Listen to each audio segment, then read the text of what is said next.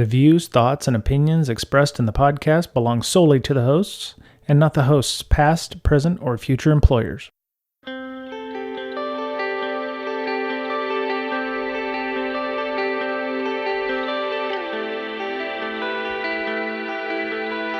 Hello, everybody. It's Brian, Mr. Lynn, Mr. Betcher for Breaking Down Security. Yay! Hey there. See, I use Mr. Betcher last because he gets the "and" in the credits. So it's like, starring Brian Brake and, Mr. Betcher. And, so he gets the "and" at the end. It's a whole Hollywood thing. I didn't realize that when I watch movies, and you see the credits and you're like, why do they say with and introducing? And it's like, there's a whole thing having to do with that. Like, yeah. Oh yeah. I just thought winging it. Well, you're watching a movie and you're like, well, wait a minute. I know LeVar Burton's in this. And it's like, oh, and LeVar Burton. And it's like, oh yeah, that's like, probably after all the get paid. Right. And it's like, after all the trash has been introduced, it's like, and by the way, it's LeVar Burton. And, on this one show, you may have heard of it called Roots. You might have heard of it. But yeah, it's like, and if it's a brand new actress or somebody or actor who's on the show, it'll be and introducing, whoever as blah. So yeah, there's a whole big formula for that. And movie theater posters are another one. If you've ever read the story about the Good, the Bad, and the Ugly, Lee Van Cleef and Clint Eastwood and Eli Wallach. There was a whole big scrap about, who got top billing on that, and who showed up in bigger pieces on the poster, and all that shit. Yeah. Well, for the book, Lee's name is first, right? And when it came out, we were talking back and forth and really racking our brains trying to figure out why he was first, and I wasn't, because it's not alphabetical order. Because alphabetical order, I'd be first. Right. So we're like, all right, well, did they put him first because did we put it on paperwork somewhere with his name first? Or, do they think it'll sell better because he's a dude? All this stuff was going through our heads. And then we asked, and I guess it was just an intern. Son of a bitch. Yeah. It's like on the cast of E.T., they say, introducing Drew Barrymore. Right, 100%. Because I think that was one of her first acting gigs or whatever, where she got some billing or whatever. But yeah, I had no idea that was a thing until it's one of those 3 a.m. searches on Wikipedia when I should be in bed, and it's like, oh, well, that's why that's a thing. So there you go. There you go. I always mix it up on the Apple iTunes thing when it's telling you, who was on the podcast. So sometimes I've started putting the guest on, but then I'll put Amanda, Mr. Betcher and myself or whatever. And then depending on the type of spam we get, I know who the bot was, because the bots, they scrape the authors. So it'll be like, hey, I know, email address to me. Right. Yeah. It's like, hey, person we just had on the show. And I was like, okay. They've scraped our podcast. Yeah. So, but anyway, so, sorry y'all had to hear that. We're just talking. We're now a random information podcast. You'd be surprised what passes for information out there.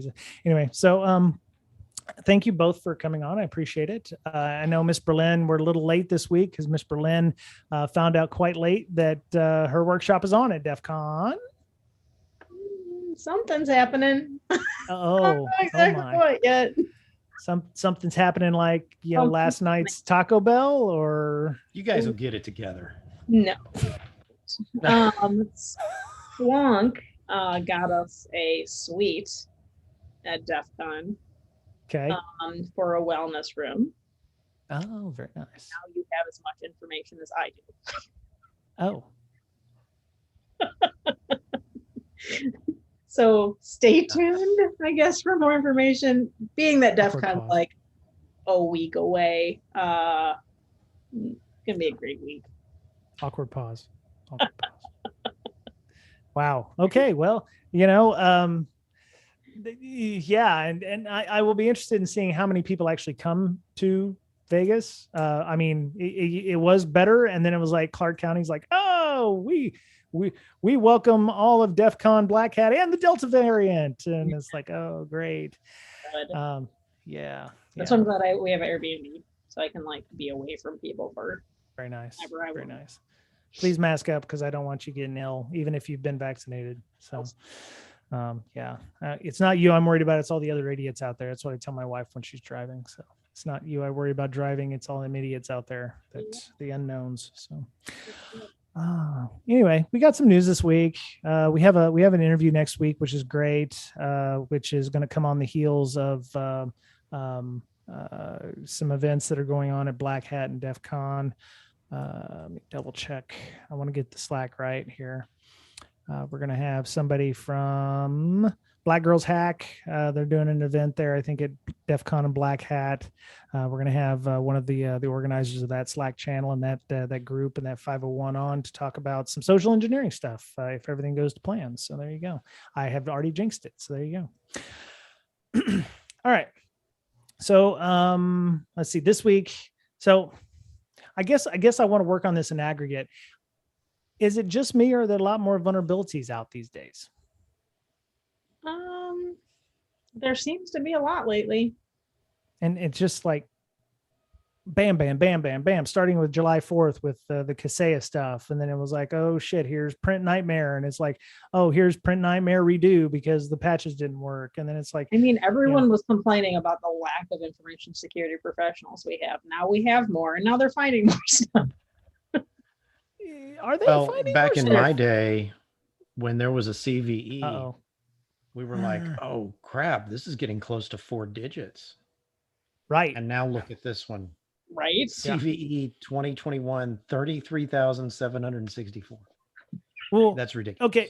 So to be fair, I think they changed the numbering scheme a little while ago, not just because it's like, that's how many patches there were, but I think they're taking into account more software. They're like including a lot more things because, MITRE didn't have enough shit to do. So they wanted to add more stuff. But I do remember those days where we were like, oh yeah, we're in 7,000 and it's in September. Are we going to make it to 10K? And then it's like, oh, well, we already had 20,000 vulnerabilities as of February 1st. So, there you go. Yeah.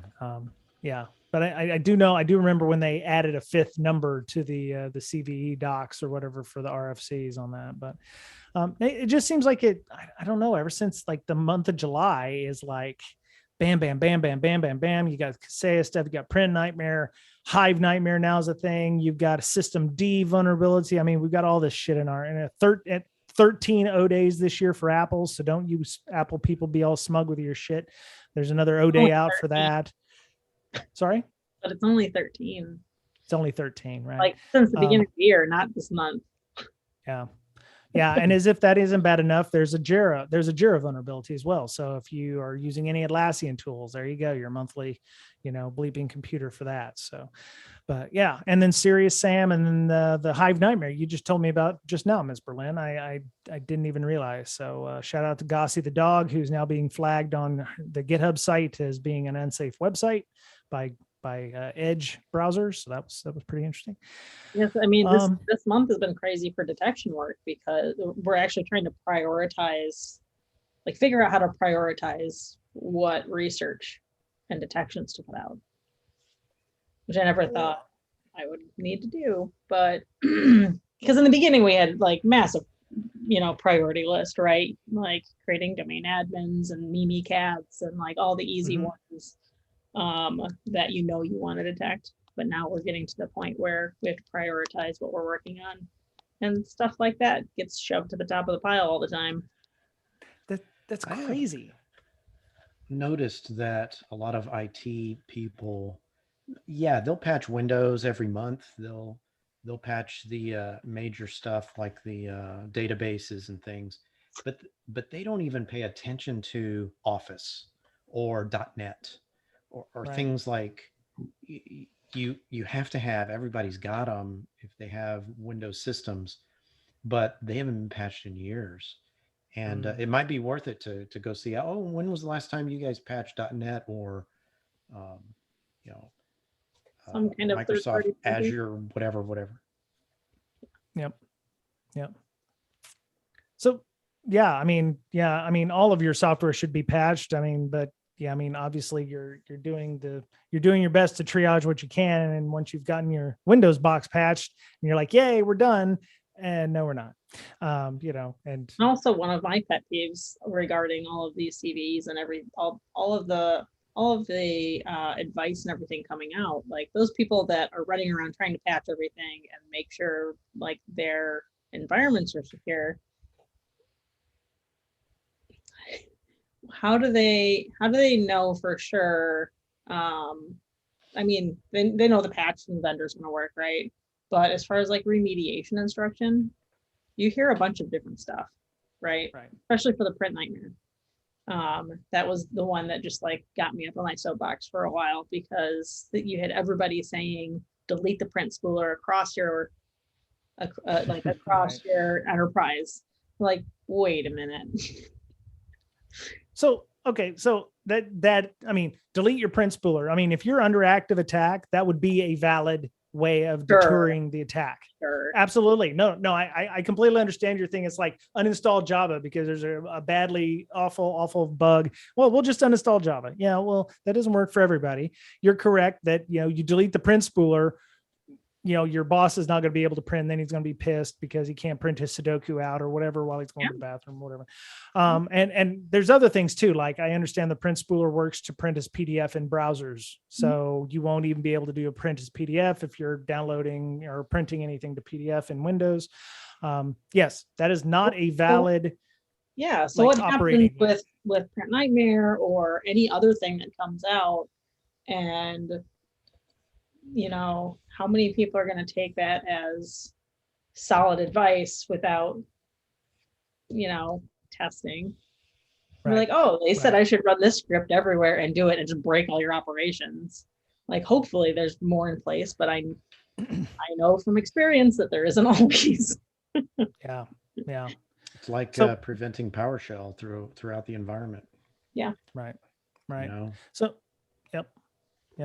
Ms. Berlin, you said you were triaging what needs to be researched. I don't want to pull we don't have to pull this particular curtain back if there's, any kind of specific information there that you can't let out, but what does that look like? How are you triaging that? Because I mean, we triage vulnerabilities, we triage bugs, we triage patches. Now you're triaging the information that you're sending out to your customers based on what?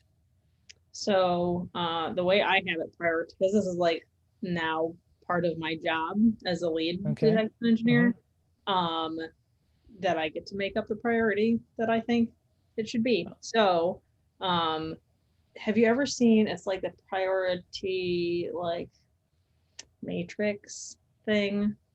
I will find it really quick, so I don't call it just a matrix thing. But it's basically like high, a lot of work, but a lot of reward, and then a lot of work, but not much reward, not much work and a lot of reward, no work and no reward. Okay. So breaking up stuff into that. And so priority one would be things that we already are working on integrations with. So like Cisco AMP, right? That's on our queue 2, 3, something like that, to be a new integration for Lumira. And so that's priority one for right now, until you get something like Print Nightmare that bumps that down. So like any remote code execution, high impact, high visibility, or current things that we're working on for strategic goals is all number one. And then number 2 is like other research that we think is important. Like we're using Vector and tying everything back to MITRE when we can, and then doing like operational detections is like priority 3. Okay. Well, I guess y'all dodged a bullet with the whole Kaseya thing. There were a lot of managed service providers that were hit by that. So you said that you're using various matrices. Is this like an impact versus effort thing? So it's like, maximum impact with little effort is like, yes, we're going to do that now. It's like, delete all your DCs off your network, a lot of impact, very little effort, just power them mothers down or whatever. No, I'm just kidding. action priority matrix. Yeah. So there's quick wins, which is high impact and low effort. Major projects, which is high impact and high effort. Yep. Fill-ins, which is low impact and low effort. And thankless tasks, which sometimes seems like it's all of them. Low impact. So you're looking at the same site that I just found about 15 seconds ago. So Okay, yeah, I can put the mind tools or whatever. Productplan.com is what. Oh, okay. What I have, but so yeah. Yeah, I have a feeling that, companies that, there we go. That's the one I put in there. Oh, that'll work too. Product plan. These are very much project management type things, matrices. So, if you're working on time management or whatever, you want to make the best use of your time for your various projects. You're going to look at the ones that are going to give you the most impact, the most important to the org, et cetera. But it also works in security, obviously, there. So it's like, yeah. Yeah, I think it probably works in most places for a lot of things. What we found is we just had this ever-growing list of detections that we were just trudging our way through. And now we're going to start doing it like in agile sprints. So yay. Very nice. Have you ever thought about getting your certified agile scrum manager type thing? No, I've never. The test is really hard. It's you pretty much take the class and you pass. Yeah. So yeah. And the only problem is it costs like $4,000 for a certified scrum master, or another $4,000 for product owner. But it's pretty much one of those things. If you take the class, you pass, because you can't, it's an open book, open note test. And it's not bad. Like Stanford. It's like Stanford. Exactly. Like Stanford, but yeah. So, okay. So I know we're supposed to be talking about this news, but what you said made me ask another question. It seems like there should be a third Virtus coming off of that impact versus effort. It's maybe how important this is to your customer. Yeah. Because if you're working with a company of 15,000 people and they're a major, I don't know, Newegg, for instance, your Newegg is one of your customers, and they have a lot of Linux boxes on their network, and Print Nightmare comes out and you're like, we don't need to worry about that one. But the system debug, holy shit, we need to fix that one immediately, because that's RCE inside of systemd causing a denial of service. That will cause a major issue for Newegg or whatever. That kind of falls into the, which one would it be? That's like fill-ins almost. I know it says low impact, but right. That's also stuff that's like definitely varying, I think. Right. Because another, like we have, I don't even know how many at this point, like 100 or 200 customers, and trying, like, obviously 99% of them have Windows. Okay. Right? A lot of the detectors are going to be Windows based. Right. All of them have firewalls, so you can do firewall detections all day long. Not all of them have Veeam or like CrowdStrike, something, right? So it's hard to prioritize. You kind of get the base layer of stuff done, right? But then, like the really super advanced stuff, you have to get to eventually. Right. I can understand why. Yeah, I can understand why you would want to collect those kinds of metrics, because if you know a certain technology is being used across your user base, you would want to make, that would be adding to the formula of what is a high impact issue. If it's a Cisco bug, 85% of your customers use Cisco. Fortinet, okay, well, 10% of our customers use Fortinet. Maybe we don't have to worry about Fortinet so much, but it's badly, pre-auth, RCE kind of stuff. Well, maybe, okay, that's kind of a bigger issue. My thing was like, what happens if that one user with Fortinet is your biggest customer, and it's like, how much is that weighted? I'm just thinking in terms of, I mean, it's also kind of weighted for like proof of concept customers too, right? Right. If you have a really big contract on the line, are you going to be like, oh, I will definitely make that detection for you right now? Right. Yeah, it's Bob from Bob's Towing again, our biggest customer. He wants this. Okay, Yavo, got it. Yeah. Make it happen. Yeah. Huh. Interesting. Okay. Yeah. So I think we've mentioned the shit, what I was talking about? Oh, the system debug. Yeah, that one's not fun either. There's a ton of stuff out there with regards to you know, you love it, you hate it, you have to use it anyway. But it enables attackers to misuse alloca function in a way that would result in memory corruption. This in turn allows a hacker to crash system D and hence the entire operating system. Practically speaking, this can be done by a local attacker mounting a file system with a very long path. You believe that? So user, you know, Still, it has to be. It's not remotely. It's not. Yes, right. And I think that goes back to some of what you were talking about. You have to find good, usable, actionable information from someone that isn't the U.S. government, because they're behind, on how to detect against these things or find these things. So, yeah, it's an interesting problem. Do it all in the lab.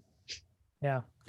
Yeah, they say there's no way to remedy the system D issue. It's not present in all Linux distros. You will find it in Debian 10 and Ubuntu and Mint.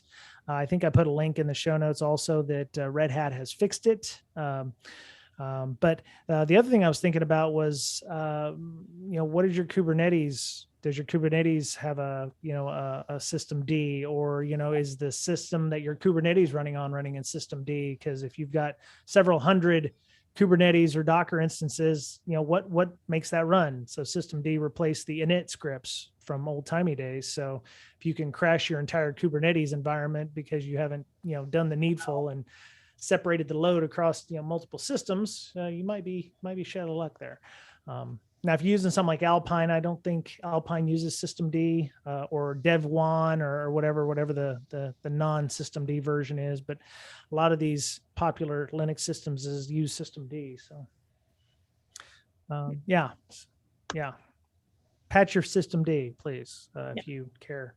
But yeah, like Ms. Berlin said, you have to be a local user on the box anyway. But I would argue, I did make that joke on Twitter. It was like, nobody is ever a local user on a system. They're always root anyway, or they've already set up their sudo. They've already set up their sudo to be no pass WD anyway. So, you know, don't judge how I run my Linux boxes.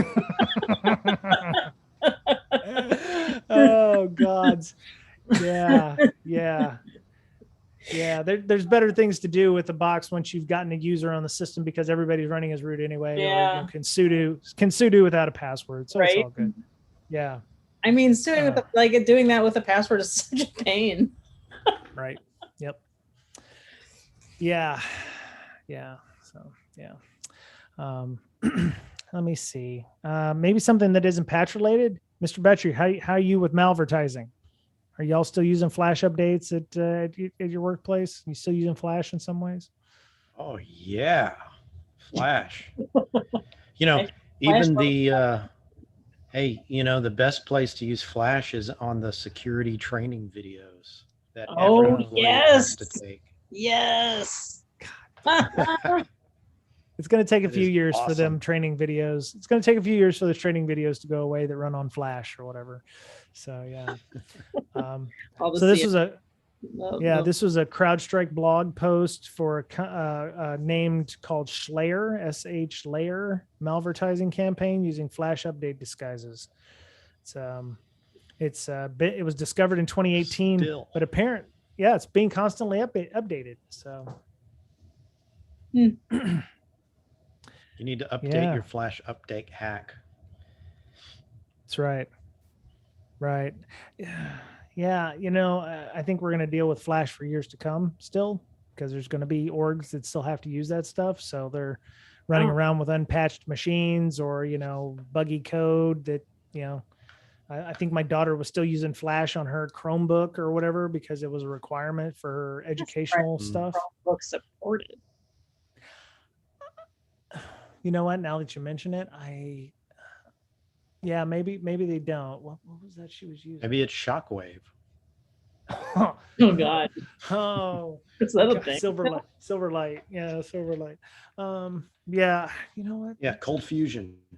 Yeah. That's still around, dude. It is. Really? Mm-hmm. Oh yeah. I say we go back to Shockwave. Yeah, Shockwave. Yeah, nobody's using that. So, Yeah. It ought to be safe because no one's using it. That's right. That's right. Print Nightmare. Print Nightmare. It's interesting that all these vulnerabilities have come out like this. Print Nightmare, the print subsystem is what, about 25, 30 years old,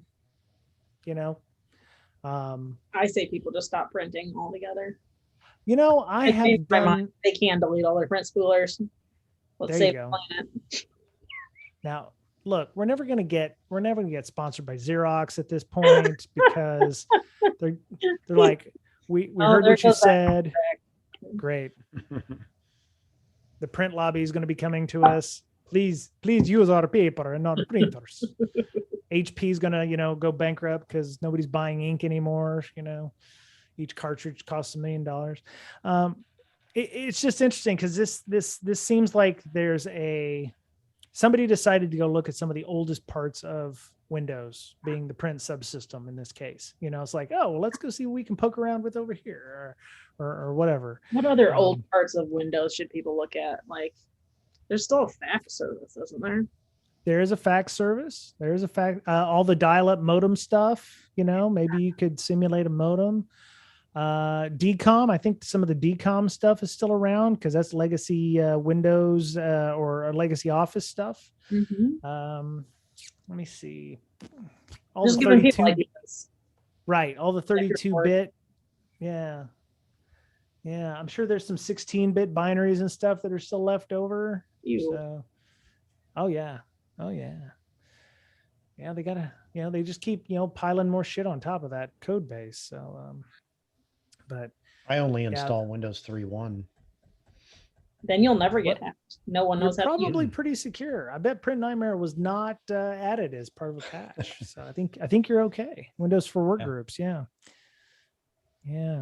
I bet there's still dial-up modems. My operating system is smaller than my Chrome browser.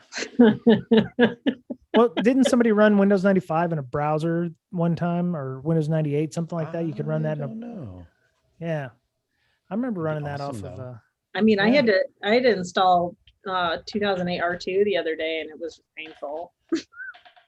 Like I forgot.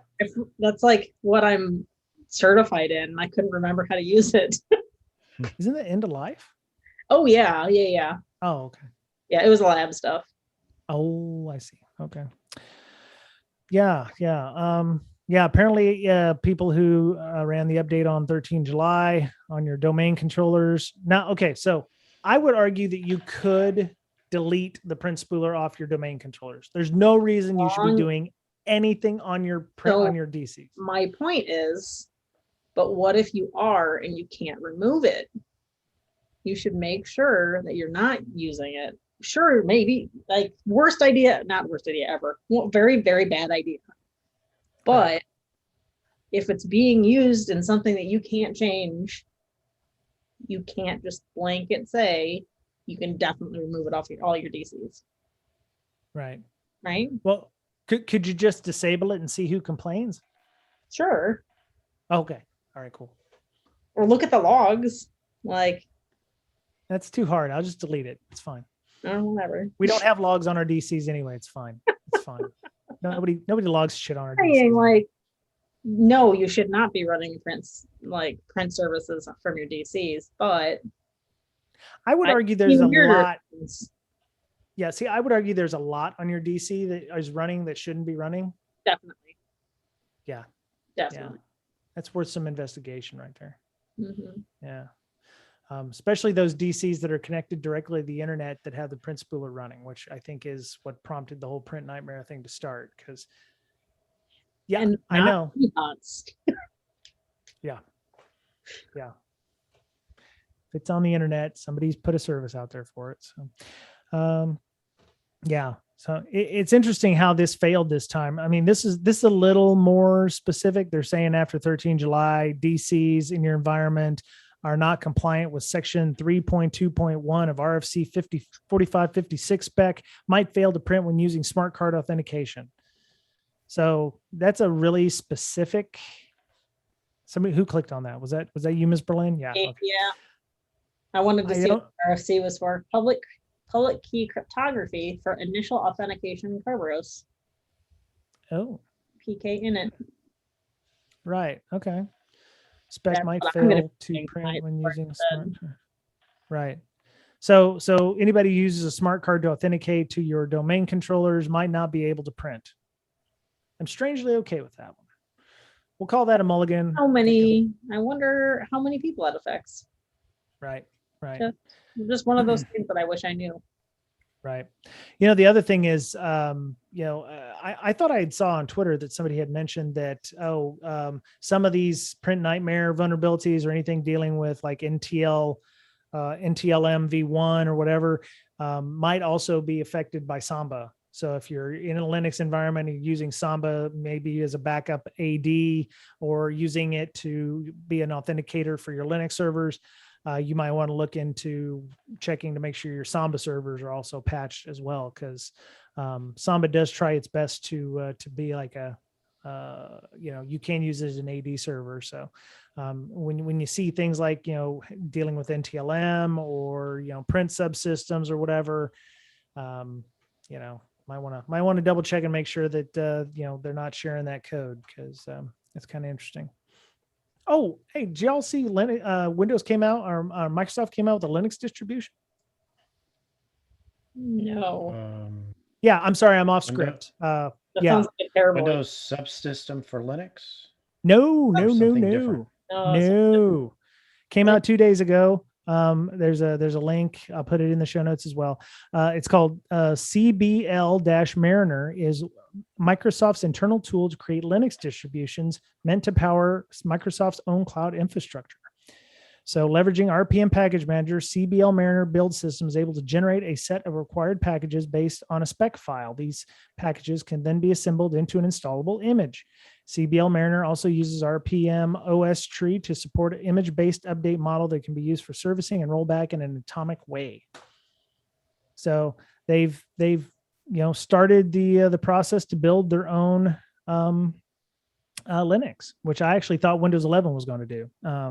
I expected Windows 11 or upcoming versions to have a completely POSIX kernel where they could run Linux if you wanted to, or Microsoft Linux or whatever. So yeah, there's a link in the show notes. Winx. Well, they already had Lindows. They can't use that one. They may be able to use that one. I don't know if they sued that company successfully. What was that? I hate all of it. Why do you hate all of it? Just the naming and the fact that they have their own Linux system. I don't know. It's just Well, to be fair, more like Linux runs on Azure. Just doesn't go. I don't know. A lot of people run Linux in Azure, and Microsoft's like all in on that now. It's not the Steve Ballmer days, Yeah. So they say that CBL Mariner in some ways is related to the Photon OS project and to Fedora, both of which leverages a number of spec files.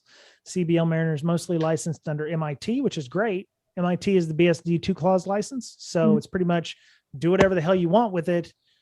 We don't care. Just give us attribution. So it's like, oh, Microsoft created this. We're going to do whatever the hell we want. They can even package it and put it in a product that you can sell. Right. So 2-clause BSD is one of the best ones. It says with Linux contributions licensed under GPL2, which is again very, very permissive. A lot of open source fans aren't a fan of GPL2, I think. So I mean, that's probably the most friendly open source license you're going to find for something like Linux these days, if you're not under GPL3 or the AGPL, Adobe or Apache GPL license or whatever. So short of using the actual BSD licenses that the BSDs use. So anywho, I'm sorry. I feel like I'm talking a lot. I'm actually. So when you have a Linux O day and a Windows O day, I guess you just have to patch once. It's complicated, isn't it? Yeah. Because I mean, what happens if you're using Windows subsystem for Linux on your Windows box, and there's a vulnerability in System D? You know, is that running in a Hyper-V? Is that running in a specific VM instance? Is that going to allow you to jump out of whatever container that Linux is in to infect your Windows 10 or 11 box? Is that going to come out on Patch Tuesday, or do you gotta, Yeah. Where is that patch? Yeah. Yeah, that's everything's starting to meld and blend and get kind of ugly and complicated sometimes. So, It's an evil witch's brew of vulnerabilities now. Not all witches are evil. Well, hence I said evil. Right. Well, to be fair, Alphabet wasn't even evil. I made that either. distinction. Right. That's good. Yeah. So, I don't know. I don't know.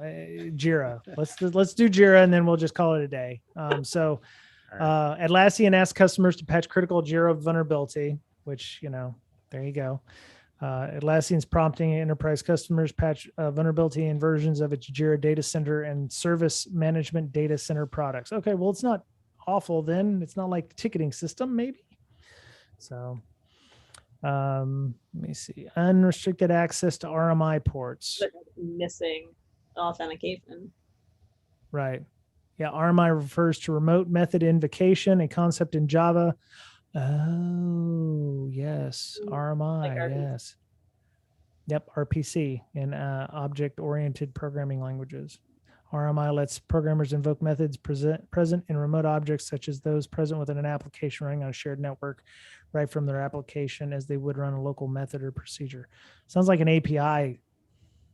Yeah. Okay. RMI APIs. Yep. There you go. Yeah. Awesome.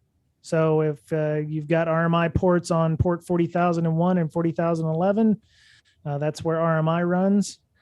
Remote attackers can connect these ports without any auth or execute arbitrary code of their choice in Jira via object deserialization. Woo! Yes. So yeah, the article has vulnerable versions, anything before 8.5.16. Like if you're running your own on-prem Jira. Oh God, yeah. I would hope I would hope Jira and Atlassian for the hosted stuff's already been patched. Yeah. Oh yeah. So it doesn't affect the cloud. Right. Oh yeah, there you go. Does not non-data center instances. So if you're rolling your own Jira, make sure you're gonna have a time for that.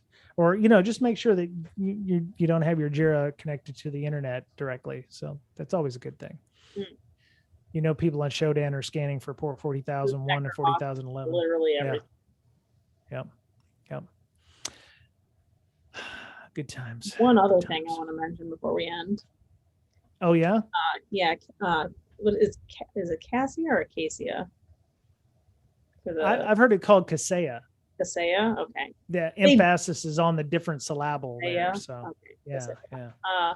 They definitely paid that ransom, right? Oh, yeah, they paid the ransom, but then I heard that they could not extortion this time. Right. Extortion is a bad word, but they were apparently making companies that had been affected by the Kaseya breach sign an NDA before they could get the key. I'd read that on Twitter and people were like, well, that's tantamount to like extortion. If you don't want to sign the NDA, do they give you the key anyway? So is your shit still ransomware if you don't sign the NDA? Yikes. Yeah, I don't know. Yeah, good times. Yeah, they definitely paid that ransom to get that key. Yeah, of course they did. They probably paid the $70 million for the campaign key. Yeah. Yeah. The thing is though, Kaseya is such a large piece of software that I didn't actually know about until it got hacked. So, how many other pieces of hardware and software? I knew about SolarWinds when SolarWinds came out. I was like, holy shit! When I heard of Kaseya, I was like, yeah. Well, didn't we do a podcast on this code that was in like half or 3/4 of every router out there? You remember? Yeah. I remember, Yeah. like the effect. Yeah. Okay. And nobody had ever heard of it, but Right. you know, it had some vulnerability, and Yes. you basically had to call your manufacturer to see if they actually had that bit of code in there. It was an interview. Yeah, Yeah. that was that the Trek TCP stuff, right? That's in like a ton of software and devices. I think so. Custom IP stack, and you had to, Yes. yeah. Yeah, it was a custom IP stack. Yeah. Yeah. Yeah. 30 years old, forked many times, 15 different versions, 2 different subsidiaries, one in Japan, one elsewhere. Who all they've sold it to over the years. Right. Yeah. Had no idea. Yeah. Yeah. I just wonder how many more software types and bundles and systems out there that are just like the Kaseya's and the SolarWinds of the world that people just don't know about, but they're running. Right. Or critical infrastructure, like all the banks use the same, software, and because that's just the industry that uses that software or whatever. And, some poor bastard on a Friday is going to get screwed. So, yeah. So,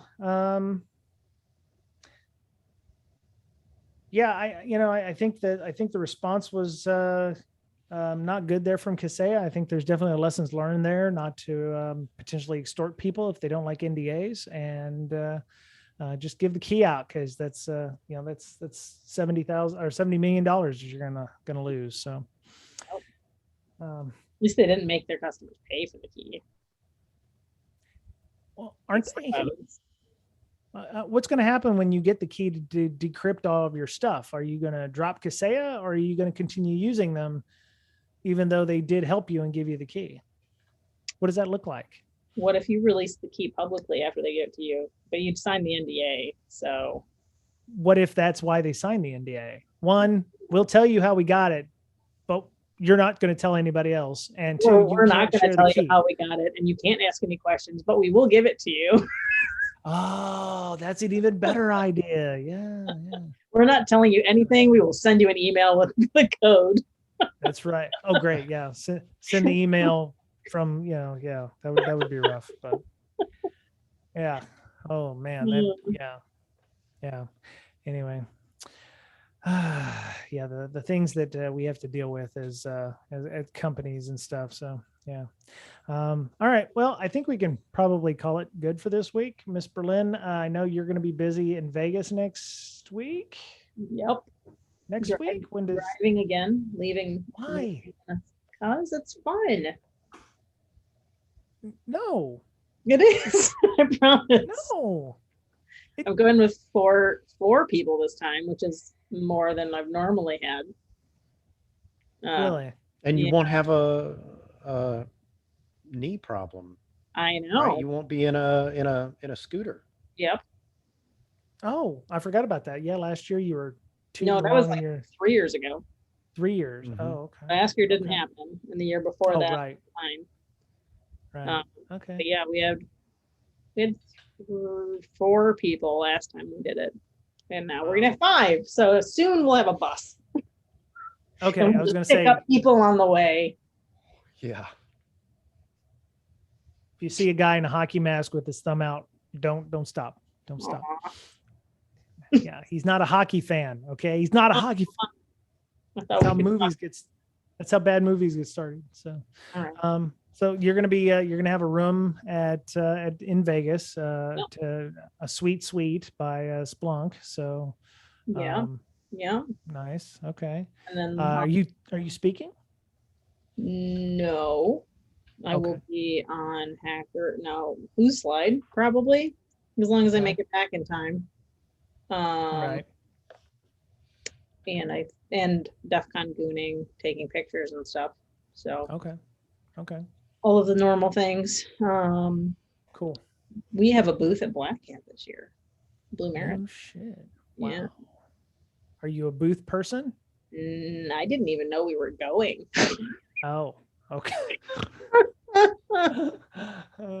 It's 2 salespeople, but one of them's a sales engineer, so he's pretty smart. I don't know. Okay. I'm sure the other one is too. I just don't know him. No, I'm serious. Like, I've never met him. I actually get to meet him tomorrow. No, I was like, well, there's two people there. One of them is a sales engineer. He's pretty smart. I was like, oh, what about the other one? I think he's a sales engineer. I don't know. Oh, okay. I've lost track of who's who now. Oh. Well, you can see what the crowds look like and see how well they're doing by how many eggs they don't have thrown out. Yeah. Yeah, I don't have a bench, so I was just gonna like find my way to Blackhead. Nice. Okay. All right. So if you're there, how will people get a hold of you or find you? Is it just go find them? Yeah. Good luck. Okay. Yeah. Good luck. Okay. It's hard meeting people when you're in DEF CON. Like even if you try and schedule something, you'll schedule it and then be pulled in another direction and be an hour away because there's 3 hotels in the middle of you and a whole bunch of gods. But yeah, it's find me in the hallways somewhere. I usually am always wearing my red goon shirt and carrying a camera around my neck. I've actually at DEF CON had people come up to me and be like, "Oh, I recognize your voice from the podcast." Really? Like, cool. Oh, all right, that's interesting. Fantastic. All right. Well, okay. So this week, I like to be known for. So that's cool. Yeah, it's going to be somewhat cloudy, and it's going to top out on Thursday at 41°C, which is 106 degrees. So that's not too bad. It's not too bad. It's a dry heat. It's very dry. I actually enjoy Vegas heat. It doesn't bother me walking around out there, but yeah, it's actually going to be. It's been like 90, 93 here recently with like 100% humidity too. So it's not great. Same here. Yeah. All right. Well, if you go to Vegas, go check out Ms. Berlin's suite at the Hackers Health Suite. Yeah, we don't know where it is, but I'm sure I'll tweet about it at some point. So there you go. Yeah. There you go. Okay. And you're gonna. Oh, that's it. That's a Blue Team Con. You're gonna be doing a workshop there. So okay. Otherwise, how would people find you? So on Twitter at InfoSystir, INFOSYSTIR, or at Hackers Health, and InfoSec Roleplay. And InfoSec Roleplay. Thank you. Which I don't think is even tied to. We do have a website. You said something the other day about us not having a website. It's just a GitHub page, but it's something. Oh, I didn't see it on your Twitter handle. Oh. Well, that's how you know you're legit. And a logo. And a logo. Well, hell, get you move up to Santa Clara and get you some VC money. You'd be all in. You're right there. So get you some angel money. Yeah. Right on. Mr. Betcher, are you going to Vegas? No, not this year. I'm not beating my unbeaten. No, my unbeaten streak is still solid. I have not visited Vegas during the hacker cons yet. So I do understand the creation convention of Star Trek is the week after the 55th anniversary of Star Trek, the original series. So I hear the Shat's going to be there and all of them. Yeah. Do you think that conference smells worse than DEF CON? No. Nope. Okay. Nope. I can guarantee you there's no stank like hacker stank. You know what I mean? So, it's not even patchouli oil or whatever. DEF CON is requiring mass and proof of vaccination. So if you go, make sure you have both vaccination and mass. Yep. In other news, I will be selling vaccination cards for $5 a pop. Oh, wait, my bad. Oh, no. Yeah. Scalp them mothers. It won't be hard. It will not be hard. There's enough people who have put their pictures of their vaccine cards online that there will be fakes. Or you could just go get a vaccine. No, that's too hard. I would rather, spend 5 hours photoshopping the perfect vaccination card. Right. Yes. Look, getting shot in the arm with a piece of metal is not a natural act. Okay. I don't like needles. I'm not a fan, but I got my fucking vaccine. A million times. I hate needles. Oh my God. But I got my fucking vaccines twice. So, due for another tattoo. So yeah. But wear your mask, Miss Berlin. I will. I do everywhere. Oh my God. Okay. Mr. Betcher, LogMD, how's that going? Is it still in development? Still actively being developed? Still in development. Yeah. The log and malicious discovery tool. It's Nice. You can find more information about it on log-md.com. Very nice. Okay. We were actually talking about it the other day at work.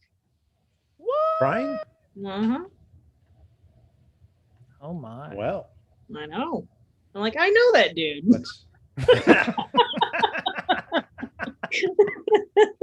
Oh no.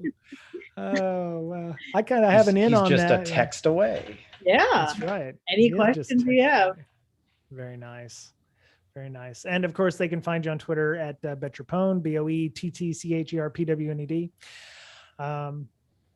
Cool. Yeah. Podcast, BrakeSec, BRAKESEC. I'm on Twitter at Brian Brake, BRYANBRAKE. And, I keep forgetting to do this on every show or when we do the outros during episodes, but we have a pretty awesome Slack community, and pretty awesome people. I'm just gonna throw some things out here. We have a threat intel channel that is got some really great stuff in there. I mean, people talking about things that they found, Twitter posts of issues that come up. We've got folks like Exempt in there with posting up cred harvester links. Paige, who we had on a couple of weeks ago as an interview, is posting up cred harvester links to various sites. Riot is also huge into that. They do such a great job with posting up things that they find in their own environments, which is very helpful and actionable to people. Riot posted a link to a threat list for firewalls at opendbl.net. BW came out with fishstats.info. So there's some excellent sites. There's some excellent articles. And, when I see any IOCs or anything on Twitter that I follow, like bad packets or whatever, I always try to post them up in there. But, there's a lot of great stuff in there that you may not get normally through your own threat feeds, or it may be a little faster. I mean, we're not telling you that that's definitely happening, but if you've got even a 5 or 10 minute jump on these kinds of things where you can load these bad URLs or bad links up into your blocking tools, then you might be heading off something, like mass scanning activity on a Fortinet VPN server from a 45.146 address in using the 2018 vulnerability there. So, I mean, there's a ton of great stuff on there. So I just like to thank all the people that help out in that channel, and all of our mods who help out with our Slack community.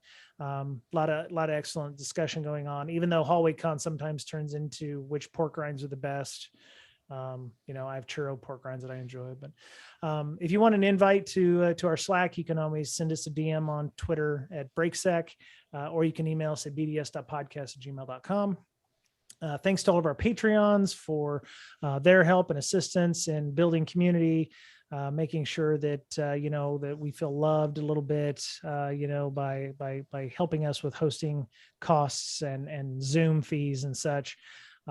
If you can't, give money, because I know not everybody has the liquidity to do so. A 5-star review on iTunes is great. That gives us more visibility, and lets other people know that real people are actually listening to the show, and it's not just Mr. Betcher's Python scripts sending out bot stuff. So that's the important thing. The podcast will always be free. It's a labor of love for us, and we just like educating people. So we appreciate any reviews you can put out on all your favorite podcast platforms. And InfoSec Campout, end of August. We still have a handful of conference only tickets. We have no camping tickets left and no RV tickets. So we'll be camping outside. If you didn't want to go to Vegas and you still want to go to a nice little small con that isn't sponsored by anybody, check out infoseccampout.com. We're in the Seattle area, and you'll have to bring your own tent and sleeping bag or sleeping bag. But yeah, we'll be outside. We'll be glamping pretty much. And if you're interested in doing that, we're not trying to be tour camp, but It's just a nice way of getting out and being in a nice small group in an open area and not in a big sweaty hotel. Anyway, shots fired. All right. And the t-shirts looked amazing. Oh, I wonder who made those logos for us because they are so good. No, like I know, but like quality was really good. I like soft t-shirts. Oh yeah, the shirts are not. I bought one of each because Miss Berlin made the logos. Yeah. And I got a nice purple on there. There's my wife made me get her one too, except I didn't get her the right color, but that's okay. So I've got 4 shirts. 3 of them are mine and one of them is hers. But I have one of each of the 3 logos, which is great. Nuka Bell put up a store for us, and we're very happy that she was able to help us out with that. And you can go check out her stuff on Nuka Bell. There's a link in the show notes. You can find that. So cool. I think I'm going to work with her on more designs too. You got some amazing art. You should definitely do that. We could definitely do some, you could do some stuff for Hackers Health. You could do something for, set up your own storefront with her, help out with that. So cool. All right. Well, I'm done for this week on breaking down security. We'll have an interview hopefully next week on some social engineering stuff. And then I'm going to be in Europe, folks. So I'll be in Rome for about a week, and then I'll be on a river cruise in Bordeaux. So, well, that's a region in France too, Burgundy, but Bordeaux is Bordeaux. It's wine country. Otherwise, it's just called red wine. So it is what it is. So, all right, everyone, have a great week. Be kind to one another. Mask up, please, because that Delta variant is not a joke, yo. If you're going to Vegas, please, wash your damn hands, you nasties, and be sure to take care of yourself and everyone around you, because you're the only you have. And we'll talk to you again soon. Bye. Bye.